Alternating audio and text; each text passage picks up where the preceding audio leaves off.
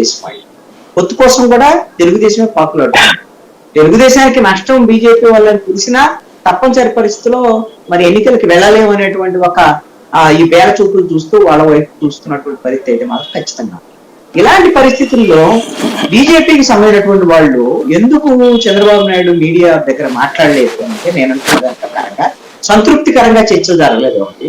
రెండోది ఏంటంటే పవన్ కళ్యాణ్ మళ్ళీ వెళ్ళి బీజేపీ వాళ్ళతో మాట్లాడిన తర్వాత దీని మీద ఫైనల్ అయ్యేదానికి అవకాశం ఉంది. ఏది పొత్తు సీట్లకు సంబంధించిన అంశం పవన్ కళ్యాణ్ వెళ్ళి మాట్లాడాలి. ఆ తర్వాత వచ్చిన తర్వాత మళ్ళీ చంద్రబాబు నాయుడు వచ్చిన తర్వాత ఇక్కడ ఇద్దరు మాట్లాడుకున్న తర్వాత అప్పుడు కేంద్ర బీజేపీ డైరెక్షన్ మేరకు ఆంధ్రప్రదేశ్ బీజేపీ అధ్యక్షురాలు పురంధేశ్వరి, చంద్రబాబు నాయుడు, పవన్ కళ్యాణ్ ఈ ముగ్గురు కూర్చొని మాట్లాడుకున్న తర్వాత ఒక ప్రెస్ కాన్ఫరెన్స్ అప్పుడు అడ్రస్ చేస్తారు అనేటువంటిది నాకున్నటువంటి సమాచారం.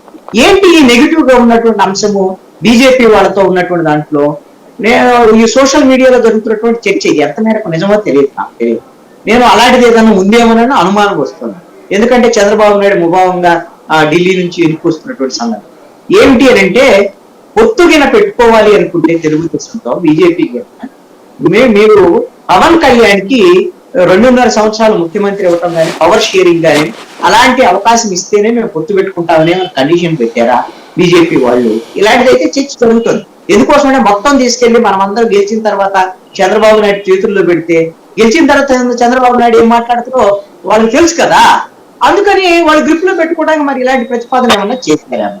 రెండవ అంశం ఏంటంటే ఒకవేళ అలా కాకపోతే ఇప్పుడు 175 స్థానాల్లో ఏ 90 మీరు పోటీ చేయండి తెలుగుదేశం పార్టీ తరఫున, మిగతా 75-80 మేమును జనసేన కలిపి పోటీ చేస్తాము, గెలిచిన తర్వాత ముఖ్యమంత్రి ఎవరెవరైనా ఎవరు సీట్లు పెట్టి వాళ్ళు నిర్ణయించుకుందాము అని ఏమన్నా ప్రతిపాదన చేశారు.